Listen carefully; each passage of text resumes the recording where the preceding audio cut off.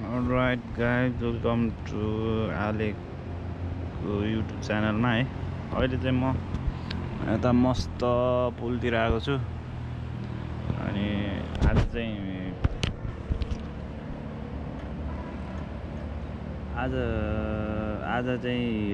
मेरो चाहिँ first service पछिको चाहिँ रिभ्यू दिन गइरहेको छु है। अनि यता यो दासढुङ्गा यताको पुलतिर आइसकेको छु हैन। एकछिन चिला हावा खानको लागि। अनि अवस्था चाहिँ पानी पर्ला जस्तै भइरहेको त्यही ठिकै छ। अनि किलोमिटर चाहिँ कति कुदेको छ भन्दाखेरि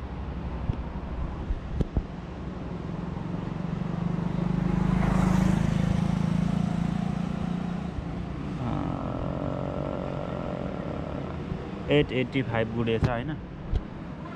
अनि 885 गुडेछ। अनि मैले चाहिँ 777 किलोमिटरमा चाहिँ सर्भिसिङ गरे हो। किन गराएको भन्दाखेरि चाहिँ त्यसको कहानी छुट्टै छ। किन भन्दाखेरि 500 मै गर्न खोजेको हो मैले।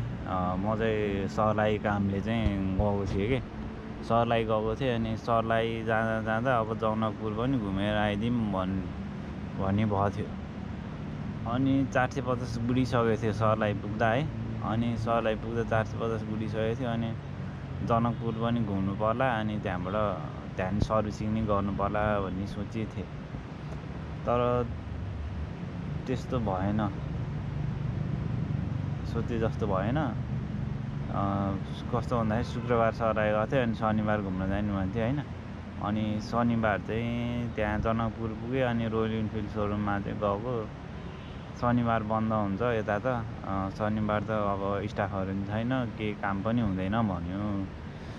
अब फेरि सोरुममा अब 4th 5th सर्भिसिङसम्म सोरुममा गरेन भने चाहिँ इन्जिन वारेन्टी पाइँदैन नि त।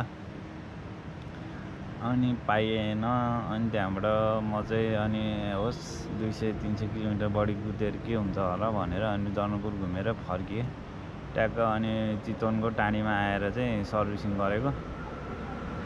अनि त्यहाँको मेकानिकलाई सोधेको केही हुन्छ कि हुँदैन, हल्का ढिलो हुँदा भनेको फर्स्ट सर्भिसिङमा केही हुँदैन। फर्स्ट सर्भिसिङमा त्यति 200-300 बढी कुद्दा भने त्यही ठिकै छ त्यो कुरा चाहिँ। अनि फर्स्ट सर्भिसिङ चाहिँ ठिकै भयो। त्यस्तो खतरा त सर्भिसिङ हुँदैन। त्यही मोबिल फिल्टर मात्रै चेन्ज हुन्छ। अनि त्यहाँबाट त्यही चेकअपहरू केही प्रब्लम छ भने त्यो प्रब्लमहरू सल्भ गरिदिन्छ। अनि त्यही हो, त्यति नै गरिदिन्छ। अनि त्यही बाइक धोइदिन्छ है। बाइक चाहिँ धोइदिएको थियो, त्यही पनि त्यस्तै फोरै थियो बाइक। अनि खासै राम्रोसँग त धोइदिएन, ठिकै छ। त्यही नै फेरि त्यहाँबाट यता आउँदाखेरि पानी नि परेछ, हिलै हिँड्नु थियो है। त्यसमा चाहिँ त्यस्तो कम्प्लेन भएन, त्यही भएको थियो। अनि त्यति गर्दाको चाहिँ 1850 आयो क्या बिल। ठिकै हो बिल चाहिँ 1850 फर्स्ट सर्भिसिङको त्यही हो। अनि त्यहाँबाट अनि माइलेजको कुरा गर्दा चाहिँ मलाई चाहिँ म चाहिँ यहाँबाट चितवनबाट म हेटौडासम्म यहीँ मैले आफैले हालेको पेट्रोलमै गएँ हैन। हेटौडा गएर अनि त्यहाँ मैले फुल हालेर जनकपुर घुमेर यहाँ फेरि रिटर्न आएर अनि ट्याक्क यहाँ चितवनको टाढीभन्दा अलि पर चाहिँ मैले तेल हालेको फुल ट्याङ्की। त्यसको बारेमा चाहिँ कति हालेको, कति के किलोमिटर गुडेको भन्दाखेरि चाहिँ मैले यहाँ स्क्रिनसटै लिएर राखेको थिएँ।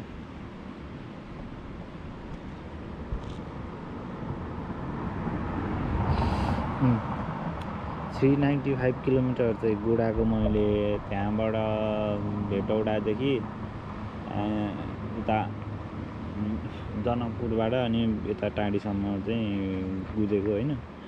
395 जति चाहिँ कुदाएको। अनि त्यहाँ चाहिँ पेट्रोल चाहिँ मैले 8.51 को हालेँ। अनि त्यसलाई चाहिँ 395 लाई चाहिँ 8.51 ले डिभाइड गर्दा चाहिँ मलाई चाहिँ 46 दिएको छ है। 46 त धेरै राम्रो हो है। याफाई भएर नि हो कि नयाँ भएर नि हो के भएर हो 46 त खै मलाई नि पत्यार लागेको छैन हो कि होइन। फेरि पनि अब नेक्स्ट भ्लगमा म माइलेज त्यसकै लिएर आउँछु है छुट्टै। त्यही पनि मैले चाहिँ वहाँ जाँदाखेरि चाहिँ मैले क्यामेरा केही बोकेर गएको थिइनँ, हतारमा गएको थिएँ। अनि त्यही भएर मैले उस्तो गरिनँ। तर यो चाहिँ मैले नम्बरहरू चाहिँ टिपेर राखेको थिएँ। तर 46 8.51 लिटर चाहिँ त्यहाँ आउन जान्न त्यति भ्याइनु भनेको त राम्रै हो त्यति त है। अनि यसको प्रब्लमहरू चाहिँ अलि प्रब्लम भन्दा पनि एउटा दुईवटा प्रब्लम थियो।